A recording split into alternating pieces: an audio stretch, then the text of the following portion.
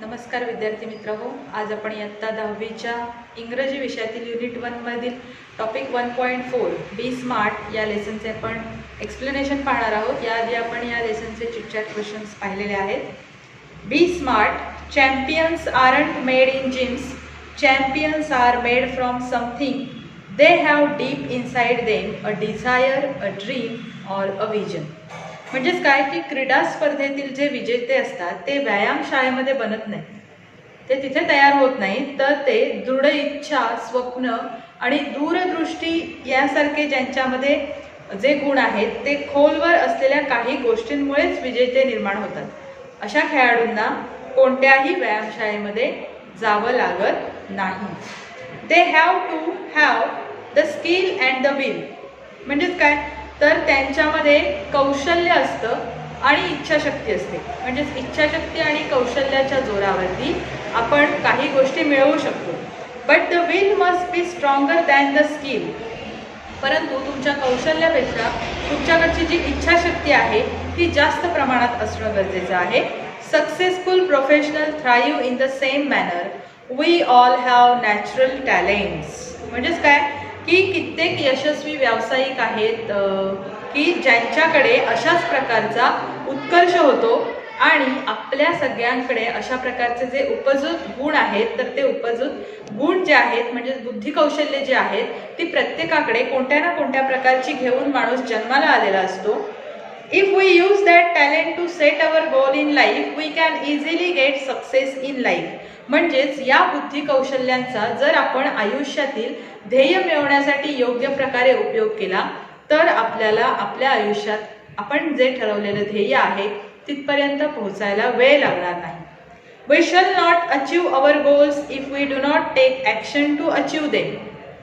आता ही ध्येय पूर्ण करण्यासाठी फक्त आपण बुद्धी कौशल्य असून उपयोग नाहीये, तर त्या बुद्धी कौशल्यांचा आपण कृतीत उपयोग केला नाही तर मात्र तुमची ध्येय पूर्ण होऊ शकणार नाही। याचाच अर्थ काय की तुमची ध्येय पूर्ती व्हायला हवी असेल तर तुमच्या बुद्धी कौशल्यांचा वापर तुम्ही तुमच्या कृतीतून करणं गरजेचं आहे।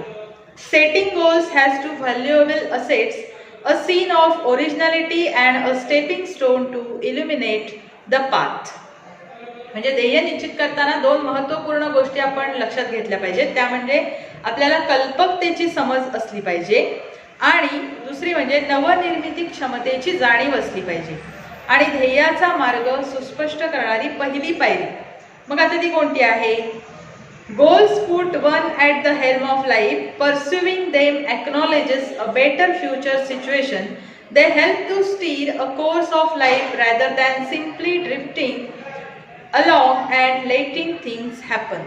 म्हणजेच तुमच्याकडे जी ध्येय आपण ठरवलेली आहेत त्या ध्येयांमुळे व्यक्ती आपल्या आयुष्याची सूत्रे योग्य प्रकारे हाती घेऊ शकतो। म्हणजेच काय की त्या ध्येयाकडे जाण्यासाठी जे प्रयत्न आहेत ते प्रयत्न आपण करणं गरजेचं आहे आणि ध्येय जर तुमच्या समोर असेल तर तुम्ही इकडे तिकडे कोणत्याही बाजूला न जाता रुळावरून म्हणजे तुमच्या आयुष्याची जी गाडी आहे ती रुळावरून न घसरता, आयुष्याची नौका इकडे तिकडे न भरकटता ठरवलेल्या सुरळीत मार्गावरून पुढे जात राहते। म्हणजे जर तुमची ध्येय प्रत्येक क्षणाला बदलत असतील की मला आत्ता हे करायचंय, दुसऱ्या वेळेला ते करायचंय, तर तसं न करता एकच ध्येय तुमच्या डोळ्यासमोर असेल आणि जर त्या ध्येयाच्या मागे लागून तुमचे प्रयत्न तसे चालू राहत असतील, तुमच्या हातून तशा कृती होत असतील तर तुम्ही ते ध्येय निश्चितपणे पूर्ण करू शकता आणि जीवनात यशस्वी होऊ शकता। Setting goals may appear easy, but for some it is quite challenging. Fear of failure may be avoided in the absence of any goals. After all, one has to decide what one wants to achieve in the end. To accomplish goals, experts recommend a 5-step approach. म्हणजेच काय की ध्येय निश्चित करणं हे जरी आपल्याला वरवर सोपं वाटत असलं तरी कित्येक जणांसाठी ते अतिशय आव्हानात्मक असतं। कारण कोणतेही ध्येय नसेल तर आपल्याला अपयशाची भीती टाळता येते, मात्र शेवटी आयुष्यात काय मिळवायचे आहे हे प्रत्येकाने ज्याचं त्याचं ठरवायचं असतं। ध्येय साध्य करायचं असेल तर आपल्याला पुढे ज्या दिलेल्या 5 स्टेप्स आहेत, ज्या 5 पायऱ्या आहेत, तर त्या 5 टप्प्यांचा किंवा त्या 5 पायऱ्यांचा आपण आपल्या जीवनात अवलंब केला पाहिजे। असं काही तज्ज्ञ लोकांनी सांगितलेलं आहे. मग कोणत्या आहेत त्या 5 पायऱ्या किंवा कोणत्या आहेत त्या 5 स्टेप्स बघा. Smart goals are a methodology of thinking that helps people reach success. Smart stands for specific, measurable, achievable, realistic and time bound. इथे तुम्हाला रेड कलरमध्ये तुम्हाला हे वर्डिंग दिलेलं आहे बघा. स्मार्ट स्टँड्स फॉर म्हणजे स्मार्ट हा जो वर्ड आहे त्यातलं जे प्रत्येक लेटर आहे तर त्या प्रत्येक लेटरचं तुम्हाला महत्त्व सांगितलेलं आहे की हा जो स्मार्ट वर्ड आहे तो कोणत्या शब्दांना रेफर करतो, त्या प्रत्येक लेटरचा अर्थ काय दिलेला आहे आणि त्यानुसारच तुम्हाला हा लेसन दिलेला आहे हे लक्षात घ्या. S means specific, M means measurable, A means achievable, R means realistic and T means time bound. आणि ह्याच 5 स्टेप्स आहेत ज्या आजच्या लेसनचा महत्त्वाचा भाग आहे. Smart goals have a specific rubric means smart ध्येयांची एक मार्गदर्शक सूची आहे. ती कशी आहे? फर्स्ट, स्पेसिफिक म्हणजे बघा की स्मार्ट ध्येय ही आपल्याला यश मिळवण्यासाठी मदत करणारी विचार पद्धती आहे. तुमचे विचार अशा प्रकारचे असले पाहिजेत. स्मार्ट, स्पेसिफिक, मेजरेबल, अचिवेबल आणि टाइम बाउंड आणि रिअलिस्टिक असणं गरजेचं आहे. तर त्यातली पहिली जी पायरी आहे, जी फर्स्ट स्टेप आहे ती अशी आहे स्पेसिफिक. स्पेसिफिक मीन्स निश्चितपणे तपशील असलेला. मग असा निश्चित तपशील म्हणजेच काय बघा. Involves identifying a specific area for improvement. The more specific the area, the more refine the achievement of one's goal can be. It makes it easier to set parameters and the work towards the goal. For example, if it is building a house, what exactly is the capacity required and how long can it stretch? म्हणजेच काय की सुधारणा करण्याची आवश्यकता असणाऱ्या एखाद्या विशिष्ट क्षेत्राचा यात शोध घेतला जातो आणि क्षेत्र जेवढं केवढं आहे, नेमकं किती आहे, तितक्या उत्तम प्रतीचे व्यक्तीचे ध्येय साध्य होऊ शकते. म्हणजे आपण जे क्षेत्र निवडणार आहोत त्या क्षेत्रामध्ये आपण काम करू शकतो का हे सगळ्यात आधी आपल्याला माहिती असलं पाहिजे. त्या क्षेत्राची आपल्याला माहिती असली पाहिजे. त्यामुळे मग मापदंड ठरवणे किंवा व्यक्तीचे त्यानुसार ध्येयाकडे वाटचाल करणे सोपे होऊन जाते. म्हणजे ह्या ध्येयापर्यंत पोहोचण्यासाठी मला काय काय करावं लागणार आहे, मला कोणत्या गोष्टी कराव्या लागणार आहेत, मला किती प्रयत्न करावे लागणार आहेत, या गोष्टींची माहिती आपल्याला असणं गरजेचं आहे.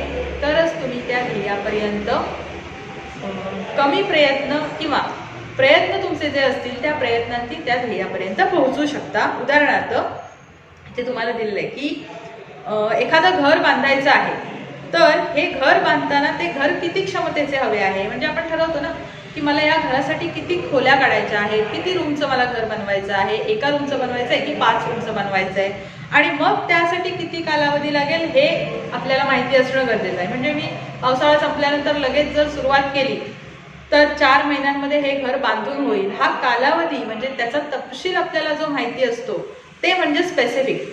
त्याचप्रमाणे एखादं ध्येय तुम्ही जेव्हा ठरवता तेव्हा ते ध्येय गाठण्यासाठी मला किती वर्षांचा कालावधी लागणार आहे, मग माझं हे ध्येय गाठण्यासाठी मला किती शिक्षण पूर्ण करावं लागणार आहे आणि मग मी त्या ध्येयापर्यंत पोहोचू शकेन, या गोष्टींचा अभ्यास करणं गरजेचं आहे आणि मग त्यानुसार तुमचे प्रयत्न सुरू होणं गरजेचं आहे.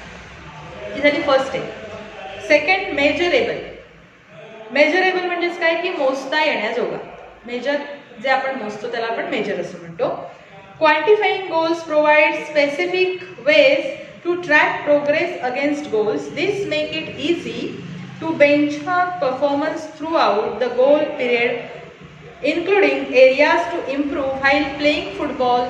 One's exact role and position has to be clearly defined. आता बघा मेजरमेंट म्हणजेच काय म्हटलेलं आहे. मेजरेबल, मोजता येण्याजोगा. ध्येयाचे परिणाम निश्चित केले, परिमाण, तर प्रगतीचे मापन करण्याचे विशिष्ट मार्ग आखता येतात. म्हणजेच त्यामुळे ध्येयपूर्तीच्या संपूर्ण कालावधीतील कामगिरीचे मानक ठरवता येतात आणि तसेच सुधारणेच्या संधीही शोधणे सोपे जाते. म्हणजेच काय तर फुटबॉल खेळताना समजा खेळाडूची भूमिका आणि त्याचे मैदानावरील स्थान निश्चित केलेले असणं आवश्यक आहे. जसं आपण एखादा खेळ खेळतो तेव्हा त्या खेळामध्ये कॅप्टन असतो, त्यानंतर विशिष्ट अशा खेळाडूंची वेगवेगळ्या मैदानावर वेगवेगळ्या ठिकाणी निवड केलेली आपल्याला बघायला मिळते. तर फुटबॉल खेळताना खेळाडूची भूमिका, फॉर एक्झाम्पल फुटबॉल असं इथे दिलेलं आहे, तर फुटबॉल खेळताना कुठच्या खेळाडूची भूमिका पार पाडण्यासाठी कोणता खेळाडू कोणत्या जागेवरती उभा करायचा आहे हे जेव्हा आपण ठरवतो तेव्हा त्याला मेजरेबल असं म्हणतात. मग त्याच पद्धतीने आपल्याला आपली ध्येय पूर्ण करण्यासाठी आपण ह्या टायमिंगला काय केलं पाहिजे, किंवा अजून 2 वर्षानंतर मला माझं ध्येय गाठण्यासाठी काय करायचं आहे आणि अजून मला 2 दिवसानंतर काय करणं गरजेचं आहे हे सगळ्यांना माहिती असणं गरजेचं आहे. तरच तुम्ही तुमच्या ध्येयापर्यंत पोहोचू शकता आणि तुमच्या त्या ध्येयामध्ये यशस्वी होऊ शकता. थर्ड आहे achievable.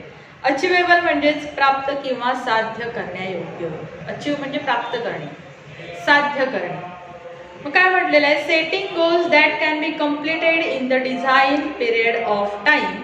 Often these goals may act like stepping stones to help meet broader goals that further define a career. As students, we can't become a president, a prime minister, but can hope to reach those heights in future. म्हणजेच काय की ठराविक कालावधीत पूर्ण करता येतील अशी ध्येय ठरवावी. नाहीतर तुम्ही आयुष्यभर एखादं ध्येय ठरवाल आणि त्या ध्येयापर्यंत तुम्ही पोहोचणारच नाही. ध्येयाची मर्यादा, कालमर्यादा ठरवा. अशी विस्तृत ध्येय पूर्ण करण्याची पहिली पायरी किंवा मैलाचा दगड बनण्याचे काम करतात, ज्यातून कित्येकदा भविष्यातील कारकीर्द ठरू शकते. म्हणजेच काय की ते जे ध्येय आहे ते ध्येय पूर्ण करण्यासाठी मला ज्या ज्या गोष्टी कराव्या लागतील त्या गोष्टी मी पूर्ण करेन आणि त्या ध्येयापर्यंत जाऊनच दाखवेन. तेच लोक भविष्यात त्या ध्येयापर्यंत पोहोचून आपली स्वतःची कारकीर्द ठरवत असतात. कदाचित आपण राष्ट्रपती नाही होणार, प्रधानमंत्री नाही होणार, पण एखादा मोठा सामाजिक कार्यकर्ता म्हणून उदयास येऊन प्रभावी कार्य करण्याचे स्वप्न आपण नक्कीच बघू शकतो. म्हणजेच जे ध्येय ठरवलेलं आहे त्या ध्येयापर्यंत नाही पोहोचता येणार, परंतु त्या ध्येयाच्या आसपास कुठेतरी आपण जरी पोहोचलो तरी आपण यशस्वी झालो असं म्हणायला हरकत नाही. त्यानंतर रिअलिस्टिक. तर रिअलिस्टिक म्हणजे रिअल म्हणजे वास्तव, रिअलिस्टिक म्हणजे वास्तववादी. It is important to create goals that are within one's current skill set और area of expertise. Building expertise takes time. To expecting to become an expert in a short amount of time is unrealistic. Being realistic will make it easy to be successful at attaining goals. If defensive and not aggressive, the goal perhaps lacks realism. We must have the clear picture in mind and must have the ability to adhere to that picture. म्हणजेच काय की स्वतःला अवगत असलेल्या ज्या कौशल्य आहेत, ज्या क्षमता आहेत, त्या क्षमता आपण सगळ्यात आधी निश्चित करणं महत्त्वाचं आहे. किंवा कोणत्याही गोष्टीत प्रावीण्य मिळवण्यासाठी आपल्याला थोडा वेळ द्यावा लागतो. शॉर्टकट तिथे उपयोगी पडत नाही. त्या शॉर्टकटचा विचार करू नका. त्यामुळे कमीत कमी कालावधीमध्ये आपल्याला खूप मोठ्या अपेक्षा आपण ज्या ठेवतो त्या चुकीच्या आहेत. ते ठेवणं अवास्तव आहे. वास्तववादी दृष्टिकोन असेल तर ध्येय साध्य करणे सहज शक्य होतं. म्हणजे रिअलचा विचार करा, जे घडतंय त्याचा विचार करा आणि ते घडत असलेल्या गोष्टींचा विचार करून जर तुम्ही ध्येयापर्यंत पोहोचण्याचा प्रयत्न करत असाल तर तुम्हाला ते सहज शक्य आहे. आणि बचावात्मक असणारे आणि धडाडी नसलेले ध्येय बहुधा वास्तववादी नसते. म्हणजे काही वेळेला आपण फक्त म्हणतो की मला हे करायचं आहे, मला ते करायचं आहे, मला याच्यामध्ये यश प्राप्त करायचं आहे, परंतु त्या दृष्टीने तुमचे प्रयत्न नसतील आणि ती गोष्ट आपल्याला वास्तवात करता येत नसेल तर मात्र तुम्ही मागे राहू शकता. आपल्या डोक्यात चित्र स्पष्ट असायला हवे आणि ते पूर्ण करण्याची क्षमताही असली पाहिजे. आपण नेमकं काय करणार आहोत हे आधी आपल्या स्वतःला माहिती असलं पाहिजे. दुसरं कोणीतरी सांगून तुम्ही तुमच्या ध्येयापर्यंत पोहोचू शकत नाही. आपण काय करू शकतो, आपल्याला काय माहिती आहे, यानुसार जर तुम्ही गेलात तरच तुम्हाला तुमची ध्येयपूर्ती करता येऊ शकते. आणि शेवटचा आहे टाइम बाउंड. टाइम म्हणजे वेळ. टाइम म्हणजे वेळ हा अर्थ तुम्हाला माहितीच आहे. टाइम बाउंड म्हणजेच काय तर कालमर्यादित. टाइम बाउंडचा अर्थ होतो कालमर्यादित. Establish time parameters around each goal as it will help increase focus and accountability. To reduce weight we know how to go about it, but without consistent time bound action it never becomes a reality, it may be exercise, diet and stress-free thoughts. All these have to be practiced and implemented without hesitation, doubt or difference, but within a deadline. म्हणजेच काय की प्रत्येक ध्येयासाठी वेळेचे मापदंड निश्चित करावे लागतात. म्हणजे जेव्हा तुम्ही एखादा ध्येय ठरवता तेव्हा त्या ध्येयापर्यंत पोहोचण्यासाठी त्यासाठी आपल्याला वेळ पण ठरवावी लागते की आपण किती यावर लक्ष केंद्रित करायचं आहे आणि आपल्याला त्यासाठी किती वेळ द्यावा लागणार आहे या गोष्टींची आपल्याला कल्पना असणं गरजेचं आहे. त्यामुळे त्यावर अधिक लक्ष केंद्रित करण्यास आणि जबाबदारीची जाणीव ठेवण्यास आपल्याला मदत होईल. फॉर एक्झाम्पल, तुम्हाला वजन कमी करायचं आहे आणि मग वजन कमी करायचं आहे तर आपल्याला काय करायचं आहे हे आपल्याला माहिती पाहिजे. म्हणजे आपल्याला कमी जेवायचं आहे की मला जास्तीत जास्त व्यायाम करायचा आहे, वेळेनुसार आपल्याला व्यायामाला वेळ देता येईल की आपल्याला खाण्यावरती कंट्रोल करता येईल या गोष्टी माहिती असणं पाहिजेत. म्हणजेच वेळेच्या चौकटीत राहून सातत्यपूर्ण कृती केली नाही तर अपेक्षित परिणाम मिळवणे शक्य होत नाही. म्हणजे जर तुम्ही व्यायामाला वेळच दिलात नाही तर तुम्हाला तुमचं वजन कमीच करता येणार नाही. जर तुमचं वजन कमी करणे हे ध्येय असेल तर तुम्हाला त्यासाठी वेळ द्यावा लागणार आहे आणि ती वेळ जर तुम्ही देऊ शकत नसाल तर तुमचं ध्येय पूर्ण होणार नाही. मग बघा, वेळेच्या चौकटीत राहून जर तुम्हाला त्याची पूर्तता करता येत नसेल तर त्यातून मिळणारे जे परिणाम आहेत ते सुद्धा तुम्हाला मिळणार नाहीत. मग तो नियमित व्यायाम असो, आहार असो किंवा तणावरहित विचार असो, मनाची द्विधावस्था न होऊ देता, मनामध्ये शंका किंवा उदासीनता न बाळगता ठरवलेल्या मुदतीत काटेकोरपणे या सर्व गोष्टींचे आपण पालन केले पाहिजे. Visions, wishes, intentions and dreams are all valuable. They spark of imagination and encourage us to define where we want to reach. In order to get there, however, we need to bring life images down to earth and plan to execute our strategies. The quality and quantity of energy we put forth directly impact the results. Life is something like a trumpet. If we don't put anything in, we can't get anything out. Means सर्वच ध्येयदृष्टी, इच्छा, उद्देश आणि स्वप्न ही मौल्यवान असतात. आपण ज्या इच्छा बाळगतो, ज्या अपेक्षा बाळगतो, जे उद्देश जीवनामध्ये ठरवतो, जी स्वप्न बाळगतो, हे सगळं मौल्यवान असतं. त्यांच्यामुळे आपली कल्पनाशक्ती जागृत होते. म्हणजे मला हे स्वप्न पूर्ण करायचं आहे हा विचार तुमच्या मनात असतो तेव्हा तुम्ही ती कल्पनाशक्ती, आपल्यातली जी कल्पनाशक्ती असते ती जागृत करण्याचा प्रयत्न करत असता. नेमकं कुठं पोहोचायचं आहे हे ठरवण्यासाठी प्रोत्साहन मिळतं आणि तिथे पोहोचण्यासाठी मात्र आपल्याला आपल्या मनातील प्रतिमा व्यावहारिक पातळीवर कृतीत उतरवाव्या लागतात. फक्त स्वप्न पाहिलं आणि त्यानुसार तुमचे प्रयत्न नसतील, तर कृती नसेल, तर मात्र ते स्वप्न सत्यात उतरवायला येत नाही. त्यानुसार आपल्याला धोरणं आखली पाहिजेत. आपण वापरलेल्या ऊर्जेची गुणवत्ता आणि परिणाम, प्रमाण यांचा निष्पत्तीवर परिणाम होत असतो. आयुष्य हे एखाद्या तुतारीसारखे असते. तुतारीसारखे असते. आपण त्याला काही दिले नाही तर त्यातून आपल्याला काहीच मिळणार नाही. म्हणजे तुतारी फुंकण्यासाठी आपल्याला ती तुतारी तोंडात पकडावी लागते, मग ती वाजवावी लागते, तेव्हाच त्यातून सुमधुर असा आवाज आपल्याला ऐकायला मिळतो. मग तसंच आहे, जर तुम्ही काही इनपुट देत नसाल तर तुम्हाला काहीच आउटपुट सुद्धा मिळणार नाही.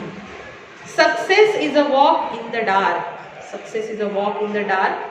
Finding the right footing, preciously mastering the skills and getting to the next place all depend on how we approach and tackle the problem. The best way to get from where we are to where we want to be is to find the footing of our next step. When we take the next step, it should support and hold us without a crack. म्हणजेच काय की यश म्हणजे अंधारातून केलेली वाटचाल आहे.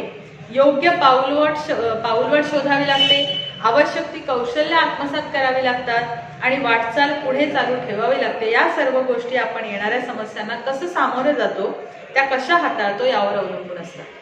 कारण तुम्हाला जीवनात यश मिळवायचं असेल, तुमचं ध्येय पूर्ण करायचं असेल तर अनेक अडचणींना सामोरं जावं लागतं. मग तुम्हाला असा विचार करून जर तुम्ही जात असाल की नाही, या एवढ्या अडचणी समोर आहेत तर मी नाही पुढे जाऊ शकत, मी इथेच थांबते, तर तसं नाही. तुम्ही त्या अडचणींवरती मात करून पुढे जायला शिका, तरच तुम्ही तुमच्या ध्येयापर्यंत पोहोचू शकता. आपण जिथे आहोत तिथून जाणे किंवा तिथून तिथे जाण्याची जी इच्छा आहे, तिथे पोहोचण्याचा सर्वात उत्तम मार्ग म्हणजे प्रत्येक पाऊल आपल्याला योग्य दिशेला टाकता आलं पाहिजे. आत्ता आपण जिथे आहोत यातून तुम्हाला यश प्राप्त करायचं आहे, त्यासाठी तुम्ही जे प्रयत्न कराल आणि त्या प्रयत्नातून तुम्ही पुढे जाल, म्हणजे जिथे आहात तिथेच न थांबता एक एक पाऊल पुढे टाकायला सुरुवात कराल, तेव्हाच तुम्ही तुमच्या ध्येयापर्यंत पोहोचू शकता. आपण उचललेले प्रत्येक पुढचे पाऊल आपल्याला न डगमगता भक्कम आधार देणारे असायला हवे. म्हणजे तुम्ही ज्या गोष्टींसाठी प्रयत्न कराल त्या गोष्टी तुम्हाला आयुष्यात भक्कमपणे उभं राहायला शिकवणाऱ्या असल्या पाहिजेत, हे लक्षात घ्या. फॉर एक्झाम्पल, आत्ता तुम्ही इयत्ता 10वी शिकत आहात, तर आत्ता तुमचं ध्येय काय आहे की मला इयत्ता 10वीच्या परीक्षेत जास्तीत जास्त मार्क्स मिळवायचे आहेत. आणि तुमचं प्रत्येक पाऊल कशाच्या दिशेने असलं पाहिजे की रोज मला या ठराविक वेळेत इतका अभ्यास करायचाच आहे. हे जेव्हा तुम्ही दिवसाचं ध्येय ठरवाल, तेव्हा तुम्ही जेव्हा परीक्षा देऊन बाहेर याल आणि मग काही दिवसांनी जेव्हा तुमचा निकाल समोर येईल, रिझल्ट तुमच्या समोर येईल, तेव्हा तुम्ही केलेल्या मेहनतीचं ते फळ असणार आहे. तुमचं ते ध्येय तिथे दिसून येणार आहे त्या मार्कशीटवरती.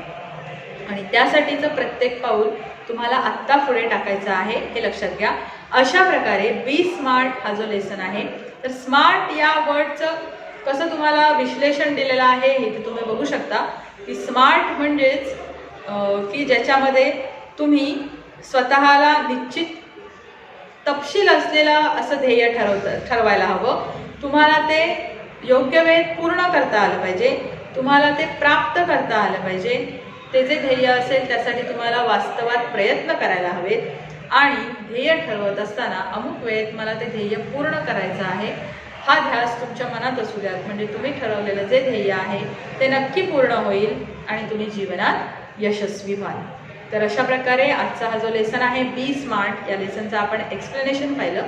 आजचा व्हिडिओ इथेच थांबवते. व्हिडिओ आवडला असल्यास लाईक करा, जास्तीत जास्त शेअर करा आणि चॅनल सबस्क्राईब करायला विसरू नका. धन्यवाद.